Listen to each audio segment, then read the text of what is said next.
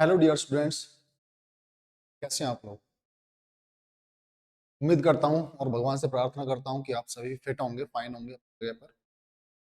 आज एक नया चैप्टर हम स्टार्ट करने जा रहे हैं। और मेरे पीछे बैकग्राउंड देखकर आपको लग रहा है कि सर तो आज किसी फॉरेस्ट में पहुंच गए हैं। देखिए, मैं फॉरेस्ट में नहीं पहुंचा हूं, लेकिन हम सबको फॉरेस्ट में पहुंचना पड़ेगा। मीन्स हमारी जो सोच है उसको जरूर जरूर फॉरेस्ट में पहुंचना पड़ेगा। हमें अपने फ्लोरा एंड फौना को बचाना होगा, कंजर्व करना होगा। और उसी से रिलेटेड आज हमारा टॉपिक है conservation of plants and animals. हम देख रहे हैं कि हम अपने यूजेस के लिए, अपनी डेली लाइफ को और ज़्यादा समृद्ध बनाने के लिए और ज़्यादा कहते हैं इम्पैक्टफुल बनाने के लिए, ज़्यादा कलरफुल बनाने के लिए, ज़्यादा इजी बनाने के लिए हम क्या कर रहे हैं, जो हमारे पास फ्लोरा एंड फौना है उसका बहुत ज़्यादा हम यूज़ कर रहे हैं। जिस वजह से इन चीज़ों का इस यूनिवर्स में कमी पड़ती जा रही है, इस अर्थ के ऊपर कमी पड़ती जा रही है, जो हमें आने वाले टाइम में भुगतान करना पड़ सकता है। तो ऐसा ना हो, इसलिए हम क्या करते हैं, आज इस चैप्टर को पढ़ते हैं और सीखते हैं कि किस तरह से हमारे कंट्री के अंदर या पूरे वर्ल्ड के अंदर वाइल्ड लाइफ कंजर्वेशन पर काम किया जा रहा है। तो चलिए चैप्टर स्टार्ट करते हैं। चैप्टर का नाम है conservation of plant and animals. तो यहाँ पर आपको एनिमल्स नजर आ रहे हैं। पिछले स्लाइड में आपने देखा वहां पर प्लांट्स भी थे। तो केवल एनिमल्स को बचाना ही नहीं, प्लांट्स को बचाना भी हमारी प्रायोरिटी है। तो चैप्टर में जो हमारे ऑब्जेक्टिव्स हैं वो क्या है, हमें ये सीखना है कि कंजर्वेशन क्या है, पहले उसका पता लगाना है। कंजर्वेशन कैसे किया जाता है, नेचुरल कंजर्वेशन क्या किया है हमने, और एंडेंजर्स और एंडेमिक स्पीसीज क्या हैं, इंडिया के अंदर कौन से ऐसे एनिमल्स या प्लांट्स हैं जो एंडेंजर्स हैं, एंडेमिक हैं। इन सभी की चर्चा टॉपिक में करेंगे। तो सबसे पहले एक क्वेश्चन आपके सामने आ चुका है, व्हाट इज कंजर्वेशन। तो डियर स्टूडेंट्स, कंजर्वेशन क्या है, जैसे कि आप इससे पहले चैप्टर पढ़ चुके हैं फूड कंजर्वेशन। तो वहां पर हम फूड को सुरक्षित कर रहे थे, और यहाँ पर कंजर्वेशन बात हो रही है प्लांट और एनिमल्स की। तो ऑब्वियसली कंजर्व भी कौन होगा यहाँ पर, कंजर्व भी प्लांट और एनिमल्स ही होंगे। तो एक वर्ड यहाँ पे, to protect our flora and fauna. जब भी ये शब्द आते हैं तो आप समझ जाते होंगे कि फ्लोरा मीन्स प्लांट्स। फ्लोरा की बात हो रही है तो किसकी बात हो रही है, प्लांट्स की बात हो रही है, यानी वेजिटेशंस की बात हो रही है। और जब भी फौना की बात आती है तो समझ लीजिए यहाँ पर एनिमल्स लाइफ की बात हो रही है, वाइल्ड लाइफ की बात हो रही है, एनिमल्स की। तो इनको बचाना ही क्या है, conservation of plant and animals. Deforestation forces us to conserve flora and fauna. तो डिफोरेस्टेशन हुआ है ना रिसेंट के कुछ ईयर्स में, उसकी वजह से हमें फ्लोरा और फौना को बचाने की जरूरत पड़ी है। डिफोरेस्टेशन क्या है, वन उन्मूलन, जिसको आप हिंदी में कह देते हो, यानी कि फॉरेस्ट का बड़ी संख्या में डिस्ट्रॉय होना, वो चाहे नेचुरल तरीके से हो रहा है या फिर ह्यूमन एक्टिविटीज से हो रहा है, उसको हम डिफोरेस्टेशन कहते हैं। तो इस डिफोरेस्टेशन की वजह से आज हम इस लेवल पर आ गए हैं कि हमें सोचना पड़ रहा है कि किस तरह से इनको बचाया जाए। और उसी कड़ी में, इनको बचाने की कड़ी में ही कुछ चीजें नई बनकर आई हैं, उनके बारे में आज हम पढ़ेंगे। Deforestation and its causes. सबसे पहले तो कॉजेज क्या है डिफोरेस्टेशन के, वो जान लेते हैं। डिफोरेस्टेशन के बारे में मैंने आपको बताया कि जंगलों का किसी नेचुरल डिजास्टर के कारण या फिर ह्यूमन एक्टिविटी से जो फॉरेस्ट हैं वो कम हो रहे हैं, डिस्ट्रॉय हो रहे हैं, this is called deforestation. But the major threat of the both plants and animals is deforestation. ये एक बहुत ही खतरनाक चीज बन चुका है डिफोरेस्टेशन, प्लांट्स के लिए भी और एनिमल्स के लिए भी। जो वाइल्ड लाइफ में रहते हैं उन सभी के लिए ये खतरनाक हो चुका है। प्लांट और एनिमल दोनों के लिए ये बहुत ही वर्स्ट हो चुकी है चीज।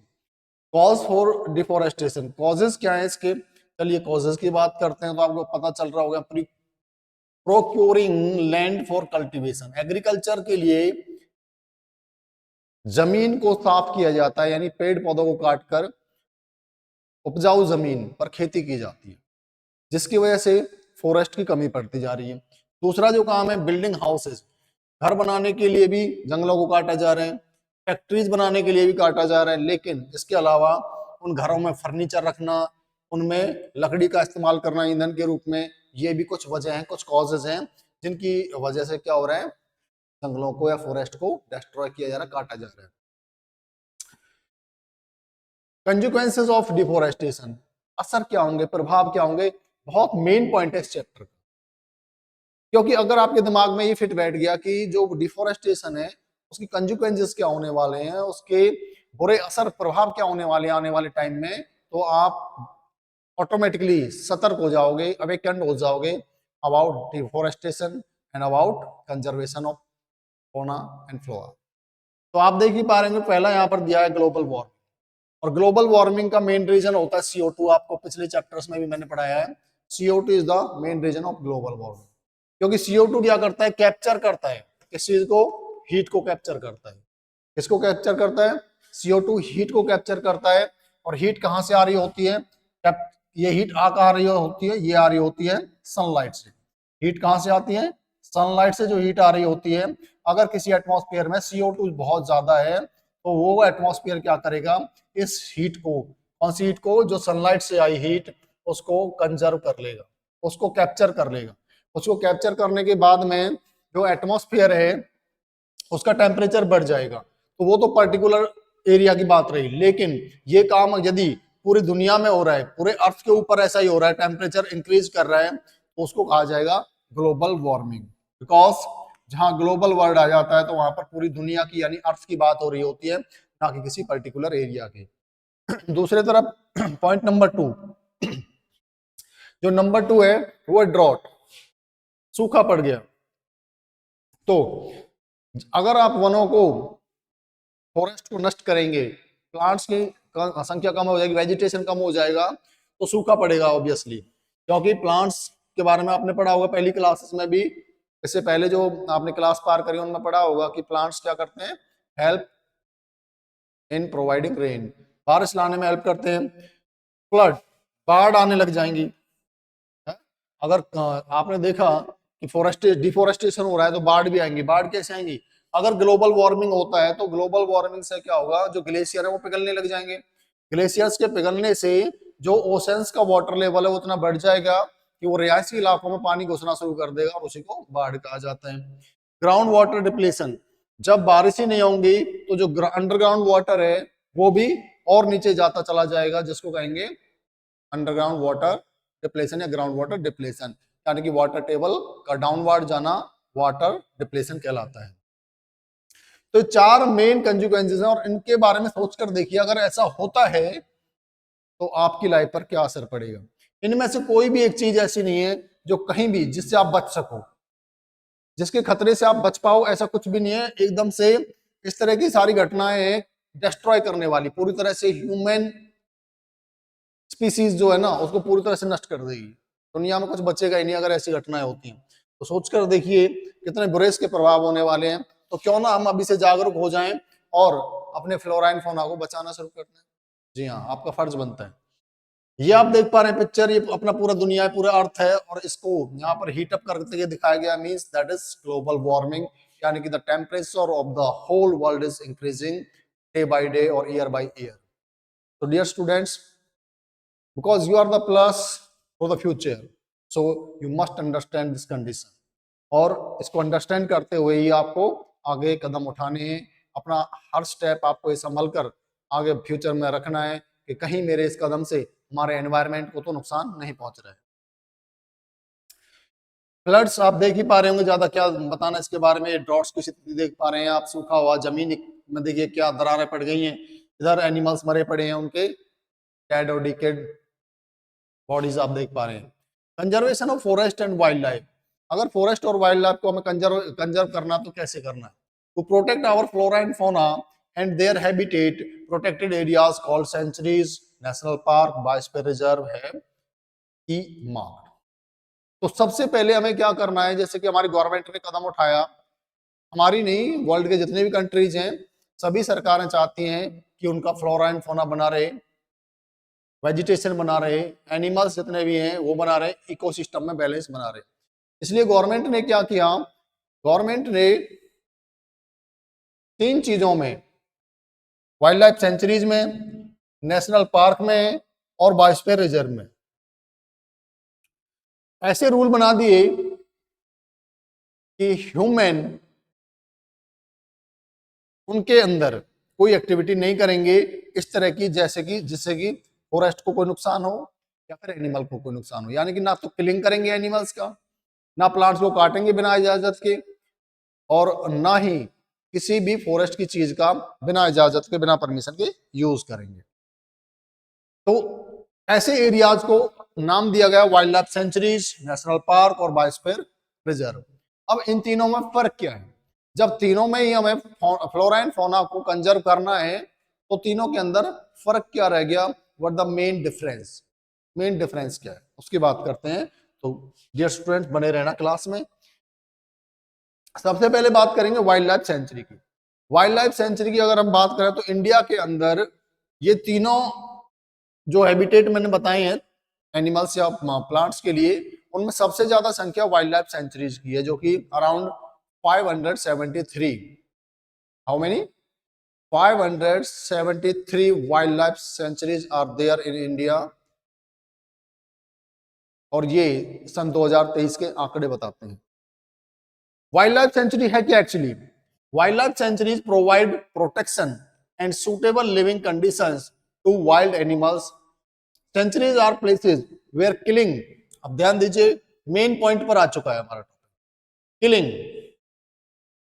पीचिंग जिसको कहा जाता है, और कैप्चरिंग एनिमल्स का किलिंग करना या फिर उनको कैप्चरिंग करना। कैप्चर मीन्स आप पकड़ कर घर ले आते हो अपने, और अपने यूज के लिए उनको किल करो या पालो, तो वो अलाउड नहीं है, स्ट्रिक्टली प्रोहिबिटेड, बहुत ही सख्ती से मना है।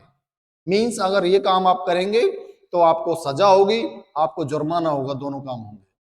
Sanctuaries areas where animals are protected from any disturbance and their habitat। और सेंचुरीज, सेंचुरी का मतलब क्या होता है? आपने वाइल्ड लाइफ का मतलब तो देख ही लिया। Wild life centuries, wild life centuries क्या है? वाइल्ड लाइफ सेंचुरी वो जगह है जहां पर नेचुरली जो हैबिटेट है एनिमल्स का और प्लांट्स का, उसको कोई डिस्टर्ब नहीं करेगा। नेचुरली का मतलब है हमने वहां पर कुछ बनाकर नहीं दिया। जैसे कि आप क्या करते हो, कोई एनिमल आप बाहर से खरीद के लाते हो अपने घर में, तो उसके लिए आप अलग से हैबिटेट बनाकर रखते हो। ऐसा हमने वहां पर कुछ नहीं बनाया हुआ, वो वैसी फॉरेस्ट है, और उन फॉरेस्ट का जो भी वेजिटेशन है और जो भी एनिमल्स है वहां पर, वो सब वहीं के वहीं सेव कर दिए गए हैं, प्रोटेक्ट कर दिए गए हैं, और रूल्स बना दिए गए हैं उनको प्रोटेक्ट करने के लिए। तो वो होती है वाइल्ड लाइफ सेंचुरी, जो इंडिया के अंदर मैंने बताया कितनी है? अबाउट 573 वाइल्ड लाइफ सेंचुरी है इंडिया के अंदर। और सेंचुरी का मतलब वो एरिया होता है जहां पर एनिमल्स को प्रोटेक्ट किया जाता है बिना उनके किसी डिस्टरबेंस के। बात करते हैं नेशनल पार्क की। नेशनल पार्क ऐसी जगह होती है जहां पर थोड़ा सा ह्यूमन एक्टिविटीज का डिस्टरबेंस होता है। मींस डिस्टरबेंस इस तरह का नहीं कि हम एनिमल्स को किल कर रहे हैं या प्लांट, वो तो बिल्कुल प्रोहिबिटेड है। ना नेशनल पार्क में ऐसा कर सकते हैं आप, ना किसी वाइल्ड लाइफ सेंचुरी में कर सकते हैं, और ना बायोस्फीयर रिजर्व में ऐसी हरकत कर सकते हैं, ना किसी प्लांट को तोड़ने की, काटने की, ना किसी एनिमल को किल करने की। क्या कर सकते हैं फिर? हाँ, इनमें क्या किया गया है, इनमें नेशनल पार्क्स के अंदर सड़कें भी हैं, उनमें कुछ ह्यूमन हैबिटेट्स भी है, वहां पर कुछ जो कर्मचारी होते हैं जो गवर्नमेंट की तरफ से एम्प्लॉयड किए जाते हैं वो भी वहां पर रहते हैं। और हर नेशनल पार्क में कुछ एंट्री के लिए और एग्जिट के लिए रास्ते भी होते हैं। तो ये इतना हस्तक्षेप जरूर होता है किसी भी नेशनल पार्क में, अदरवाइज कोई भी डिस्टरबेंस नहीं है एनिमल्स और प्लांट्स के लिए। और अगर मैं बात करूं हमारे इंडिया के अंदर जो total number of national park हैं वो लगभग 106 हैं, 106 हैं अकॉर्डिंग टू ईयर 2023 के अकॉर्डिंगली 106 नेशनल पार्क हैं इंडिया के अंदर। अब नेशनल पार्क और वाइल्ड लाइफ सेंचुरी का अंतर आपको समझ में आ गया। एक नेचुरल हैबिटेट है जिसमें कोई डिस्टरबेंस नहीं किया गया है, लेकिन एक थोड़ा सा मैन मेड चीजें भी जिसमें शामिल है, दैट इज नेशनल पार्क। बात करते हैं तीसरा प्लेस जो है इनके कंजर्वेशन के लिए, उसकी बात करेंगे। उससे पहले कुछ पॉइंट और दिए गए नेशनल पार्क के बारे में। There are areas of land और sea specially dedicated to the protection of maintenance of biological diversity. As of September, देखिए ये तो बहुत पुराना डेटा दे रखा है कि 89 नेशनल पार्क थे और 492 वाइल्ड लाइफ सेंचुरी थे। ये लगभग सन 2002 का यहाँ पर डेटा दे रखा है, लेकिन जो लेटेस्ट डेटा है वो मैं आपको बता चुका हूँ, जिसमें मैंने बताया 106 national park and 573 about wild life centuries हैं। अब आता है आपके सामने नेशनल पार्क इंडिया का मैप में आप देख सकते हैं, जहां भी आपको एक ग्रीनरी नजर आ रही है, जो पेड़ जैसा नजर आ रहा है, ये नेशनल पार्क है इंडिया के अंदर। तो आप काउंट करके भी देख सकते हैं, ये लगभग संख्या में 106 है। अगर हम करें बायोस्फीयर रिजर्व की बात, तो एक बहुत बड़ा एरिया होता है जिसके अंदर कई सारे नेशनल पार्क हो सकते हैं, 2 या 3 नेशनल पार्क हो सकते हैं, इतना बड़ा एरिया होता है प्रोटेक्शन के लिए। लेकिन इनमें जो मेन डिफरेंस होता है ना, वो मेन डिफरेंस इस बात का होता है कि यहाँ पर एक नई चीज देखने को मिलती है, जो वाइल्ड लाइफ सेंचुरी में नहीं थी, जो नेशनल पार्क में नहीं थी। और वो चीज क्या है? वो चीज है ट्राइबल्स, यानी कि यहाँ पर जो जनजातीय लोग हैं वो रहते हैं इसके अंदर। जंगल तो ये है ही, फॉरेस्ट तो है ही, यहाँ पर वेजिटेशन है, यहाँ पर एनिमल्स भी हैं।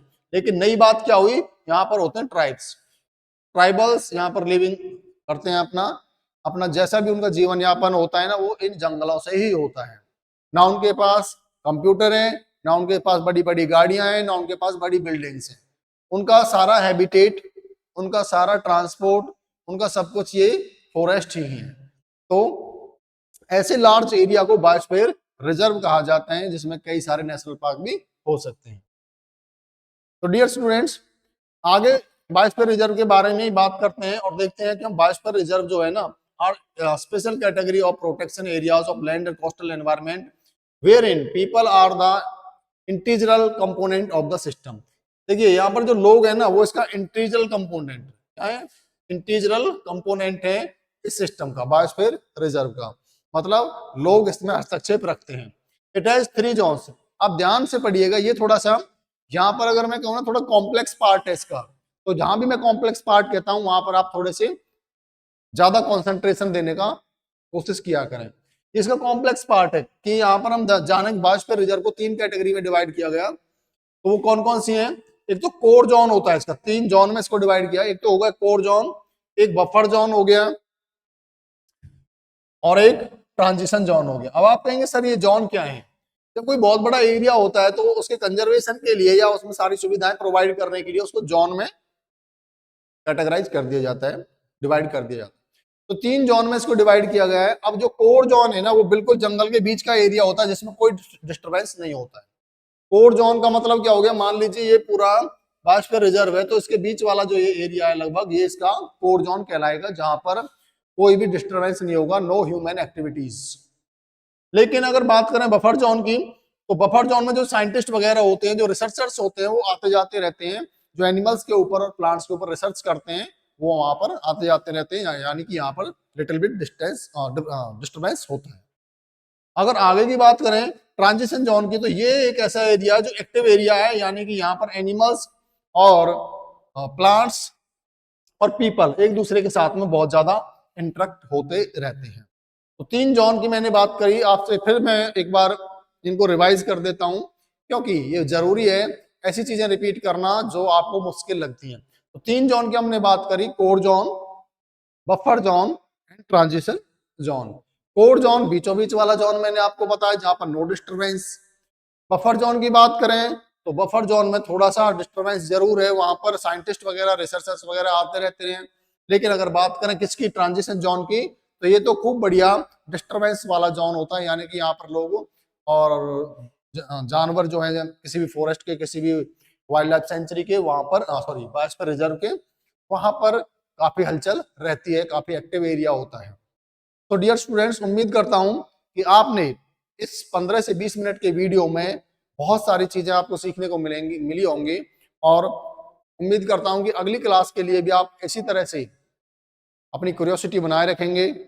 आप एक जिज्ञासा के साथ तैयार मिलेंगे मुझे अगली क्लास लेने के लिए, क्योंकि पार्ट 2 में मुझे और भी क्लियर कराना है कि क्यों कंजर्वेशन जरूरी है और किस तरह से हमारे इंडिया में कंजर्वेशन हो रहा है। इसके अलावा एंडेमिक और एंडेंजर्स जो एनिमल्स या प्लांट्स हैं हमारे कंट्री में और पूरे वर्ल्ड के अंदर, उनकी भी चर्चा करेंगे आने वाले पार्ट 2 में। इसके अलावा आप एक चीज आपने नाम सुना होगा, red data book. Red data book के बारे में भी आप जानेंगे, रेड डेटा बुक क्या है। तो thank you very much for watching. Next class में फिर मिलेंगे, बाय।